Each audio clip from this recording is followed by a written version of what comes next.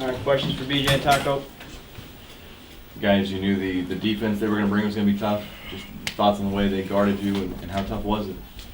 I mean, yeah, you got to give them credit. They came out with a lot of energy tonight.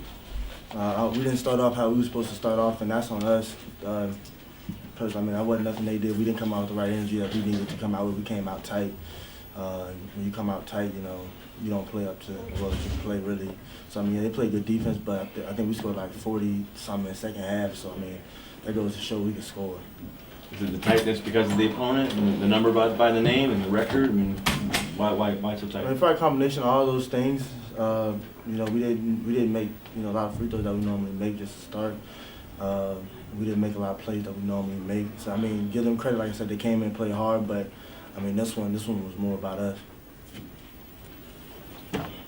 Do you think you guys got off to a little bit of a slow start as far as figuring out how you wanted to dice the defense up in the second half versus what you guys went with in the first half? I mean, like I said, we already had our game plan and everything we were supposed to do. We just didn't execute like we knew we were capable of. And we missed a lot of free throws. Like for me personally, I got into foul trouble. Can't happen. I need to be on the floor for us to do the things that we can do. So all those things come like all those things together, man. Just kicked our ass in the first half, pretty much. You guys had the game tied up at 17 10 minutes to go in the first half, and then they go on a 10-0 run. It just seemed like you guys couldn't reel them in back after that. Was there one specific thing, or was it just a combination of multiple things that you think that made that a problem for you guys? I mean, I feel like we got a sink a little bit, a few miscommunications on defense, left a few guys open.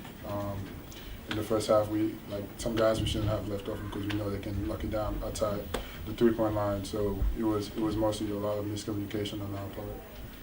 BJ, how was their offense able to be so effective late in the shot clock? I mean, you got to give them credit. They have a lot of talented offensive guys. Pretty much everybody they put on the floor, even the guys off the bench. I mean, they're good offensive players. So when you don't make those guys uncomfortable, and we give some of the looks that we gave up, I mean, they're gonna make shots because they're good players.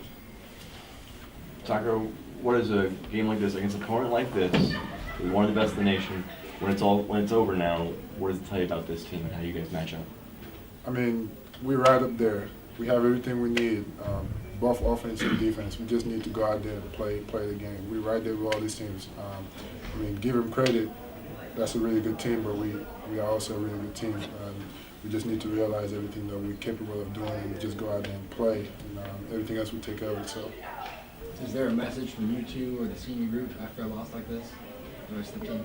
I mean, we got to regroup. We got a quick turnaround against SMU on the road. So just got to get our guys locked in. I mean, they can see what we can do. We scored 48 points in the second half, just playing good defense. And we're right there at the end. So just don't keep your head down. We're halfway to the conference play. There's still a lot to play for. Just got to regroup and onto the next one. Anything else? BJ, I think just to ask you the same question. Like, do you agree with the sentiment of the gap between these two teams? Is it not that big? I don't think so. Like I said, a large part of tonight, give them credit. They came in, they played well. I mean, there's a reason why they're one loss on the season. But I mean, a lot of stuff happened tonight. It's on us. A lot of things we could be better at. Like I said, the way we came out tight. Not making plays that we normally make. And I mean, he asked about a message. I mean, the message for us is, there's no need for us to come out tight, man. I mean, all of us that are seniors did this our last 9 games, and in a game like tonight, nobody expected us to win anyway. So we just got to come out, from now on and just play, just hoop, because we got nothing to lose. We just got to go out there and play our game and do what we know we can do, because the gap isn't significant. The gap isn't much at all. If you're asking me, you have to be on the floor. So, like I said, a lot of it's on us, and we got to get back to practice and get back, and film and get better. Thanks, guys. Thank you, guys. All right, everybody rolling? Everybody good? All right, so if you wouldn't mind just moving. Yeah, I thought our defense for 35-plus minutes was really good. We got out to the big lead. I thought we played both ends well. we had a a plan of how we wanted to attack them defensively and offensively, and just proud of our kids for execution. You know, our kids are tough. It's not one of those games where you try to overanalyze anything. It's a good road win. We just moved to the next one now. Questions, please? Coach, what is the overall philosophy defensively for this team? You know, you guys have a high mark, whether it's field goal percentage defense or 3-point percentage defense, and it's been consistent. What is the overall philosophy for you guys? Yeah, that's a very good question. I think defensively, you have to decide what you're willing to give up and what you want to take away, because you can't take everything away. You know, we don't have tremendous size, but we do a great job of making big guys play out of double coverage, and then we're pretty good on the weak side, where they have 3 and we have 2. Then we recover well. But for the most part, we keep teams out of the paint. You don't see a lot of teams, and other than the last 4 minutes when we're extended, switching, we're trying to take away the 3-point line, and they were getting 2s, which we didn't mind. Other than that, you just don't see a lot of. We don't give up a lot of easy baskets because we do a good job of protecting the paint. You know, if you just take an old white picket fence and put it around the paint, that's kind of the way our defense is. And then, defending is about defending actions. You know, what are actions? Middle pick and rolls in action, side pick and rolls in action, cross screen, down screen, back screen, horizontal screen, whatever. Our guys are pretty good at defending actions. That's, we work hard every day. It's kind of our core values is just defending as many actions as we can. I think, how much on the list of priorities, the things to take away was B.J. Taylor and Aubrey Dawkins? Are those the 2 guys you really want to take away? Well, we've been playing B.J. for 4 years, so he's really heady, clever. He's a savvy veteran. First time we've seen Aubrey in person, but we've seen enough on him in film. But those 2 guys that we have, Corey and Galen, those guys are elite defenders. I'm not going to take any credit for myself. I mean, a lot of it's just individual defense. They're good at guarding, and our kids are really good at playing hard. A lot of times that's what defense is, just giving tremendous effort through adversity. You're not going. It's in baseball where you're going to shut teams out.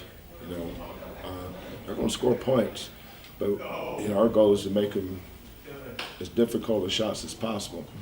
They made some difficult shots tonight, but we didn't give up any easy shots much over the first 37 minutes. Coach, you talked a little bit about Corey. With Rob graduating, going on, can you talk about his maturation process in a game like this where you're on the road, you lost to Temple on the road, kind of going into a hostile, environment, and him being able to constantly kill runs? Can you talk a little bit about his role and how it's changed? Well, this is our 5th road win. We've won at Oklahoma State, we've won at SMU, we've won at where else did we win? BYU. Won at BYU. Maybe we had 6 road wins. How many road wins do you have in the conference? 4. Aren't you the SID? Yes, sir. Okay, I'll tell you what, Jeff. There's somewhere on the stat sheet that should tell there, isn't it? I mean, do I have to coach and? No, sir. Oh, man, do your job. Play your role, right? I'm joking with him, guys. It's my guy right here. It's my guy. I think Corey's maturation has come. I have to give our staff a lot of credit. Cornus White does a tremendous job. We're a development program. We don't recruit a lot of finished products. 4 and 5 stars. But I think we develop guys into 4 and 5 stars. Corey's a really good guard. He wasn't like that when he got here. If you ask me what the strength of our program is, I wouldn't say defense, I wouldn't say offense, I'd say player development. And we really focus on that. We have tremendous facilities. Our development center, our kids are in there 24/7. 2 years ago, we had a kid got drafted by the New York Knicks. He's playing a lot of minutes for him right now, Damian Dotson. He was the epitome of a development guy. He really developed. And Corey Armani, Nate Hinton, Dejan, all these guys are just, they continue to get better because they put in the time and work with our staff. You just touched on it about, the new facilities you have. What has that done for the program this year, opening up a new arena, a new basketball facility? What has that done for your team? I was listening to an interview Galen was doing the other day. Galen's had 3 home gyms. He started off in Hofheinz, and then last year and the start of this year we played at Texas Southern University, and then this I think December 1st we played Oregon at our place. But he's had 3 arenas, and probably the most important part of that is winning 19 consecutive games at Texas Southern. Playing in somebody else's gym that you call home. You don't get to practice there much because Texas Southern's the men and women and their volleyball team. We don't get together in the fall. You just kind of show up on game night and play most of the time. But being able to win 19 straight games there and then moving over to our beautiful new Fertitta Center, I looked at that as kind of a reward for what our kids had to go through. Being able to,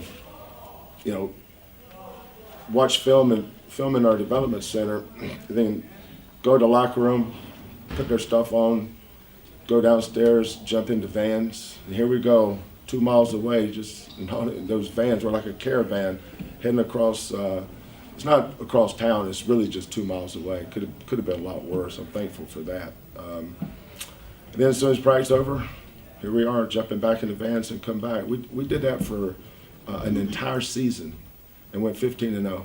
I told our guys that was amazing to me, that we were able to do that in somebody else's gym. And then to start this year, we played our first 4 games at Texas Southern. And then we went out to Provo, Utah and played BYU. And then we opened up with Oregon, LSU, Utah State, St. Louis, played some really good teams there. But our fans have really adopted this team. You've got a first class. You see our restaurant. It's like an NBA. It's a mini NBA arena. It's suites and iPads where you can order food, cocktails, beer. They bring them to your seat. I'm saying, are you kidding me? We went from Hofheinz to this. It's like going from the outhouse to the penthouse. But just really happy for our kids. We push them hard. We demand a lot from them. So it's nice to see good things happen to good kids. Considering this result, is UCF still a threat to win the conference this year? Sure. Still early. They're not. You got to be really good to come in here and beat this team. We have a good team. I don't think we're a great team. Would never say that. There's some great teams in this country. I don't think we're one of them. But we're really good, and we're tough-minded. That's. Little things don't bother us much. Our 2 seniors, we have a young team around 2 seniors. Hinton's a freshman, Allie is a freshman, Giroux's a sophomore, Gresham a sophomore, White's a sophomore. We're kind of young around 2 seniors. But that's the best I've seen Taco play since he's been in the conference. You got to be able to guard Dawkins and you got to be able to guard Taylor. And we were able to do that tonight. They may come to our place and beat us because those kids are that good. But you can't lose at home if you're going to win the conference. And that's something that, we got a really tough one Sunday. We got Cincinnati at our place Sunday. And we've got to go back home. As big a win as this was, the one on Sunday's even bigger because it's a home game. You got to protect your turf. How are the Houstonians rallying around this team? And because UCF has a lot of Orlando people, it's Orlando's hometown team, it's the big brand. As a Houstonian myself, how is the team like? Well, the Rockets are really good. James scores 100 points every night, it seems like. The Astros will be heating up here in a month. When does spring training start? March. Yeah, that's right, 2 weeks. We're in February. I forgot we're in February.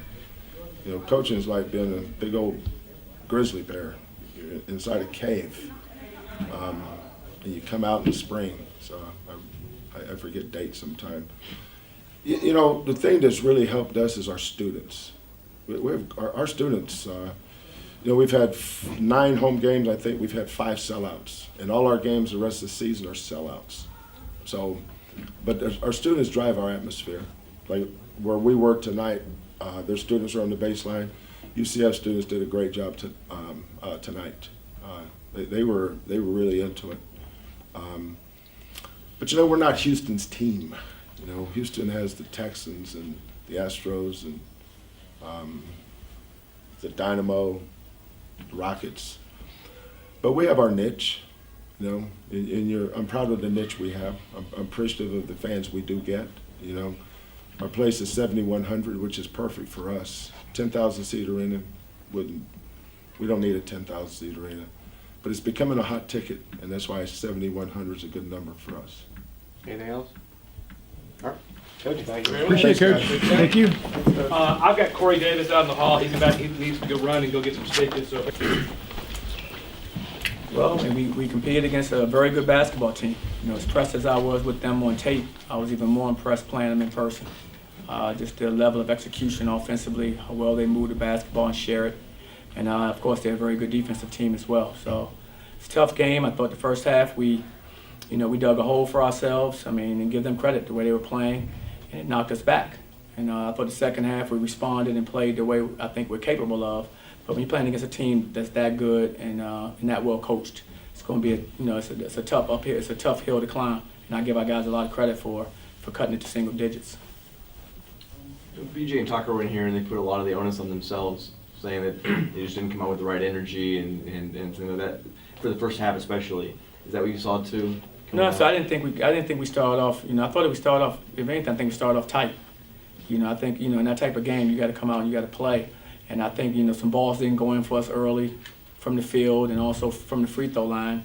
And I think it's kind of snowballed. It took us a while to kind of get our rhythm in the first half. And I thought the second half we responded and played loose and played a little more free, the kind of way that we've played all season long. So I thought we responded well. But in this game like this, you can't come out and start that first 15, 20 minutes like that. The last 5 minutes of the game, it seemed to open up more for BJ and Aubrey offensively. What do you think that was due to? Well, we're playing catch-up, so there's a desperation there. We're just firing shots, trying to come back, whether to get to the basket and finish or firing threes.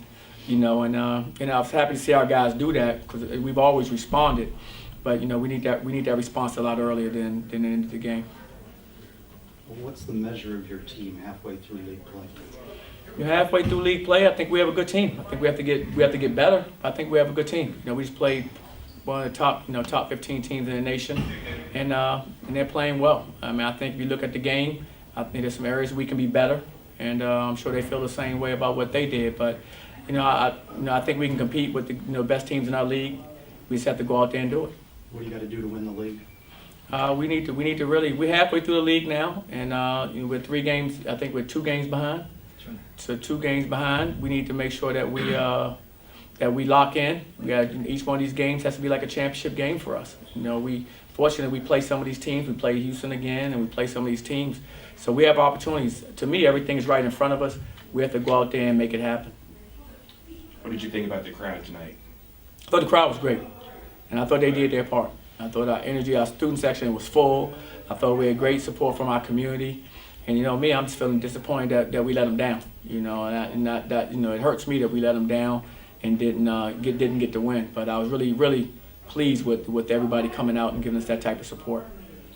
The team started off 5 of 12 from the free throw line. How does that poor free throw shooting affect the rest of the team and the rest of your game on offense and defense? As I said earlier, those are things we started off. Guys are good free throw shooters going up there missing 2 free throws. That really never happens. And so that we're a little tight. And I thought our guys kind of warmed into the game as they got on. But some of those free throws where we were able to stop some runs that they were having and keeping us right in the game. Like especially was in the early 20s and high teens for us. We were right there, and we're going to the line and missing 2. Going to the line and missing again. And they're able to stretch the lead out. They dodge bullets every time we miss those type of free throws. And unfortunately, we did that in the first half. It's a quick turnaround, not only for this loss, but to go on the road. What do you expect from your team in 3 days? Well, I expect my team to give a heck of an effort. I've expected that all season long. I mean, every year, we've lost games, before, and our guys have found a way to bounce back. We have to find a way to bounce back again. And that's all about just finding a way. And I think our guys are mature enough to understand that. You know, this is one game. We still have 9 more league games to go. And this race is still going on, and there's a lot of basketball still to be played. Anything else? Thank you. Thank you, Coach. All right, Coach. guys.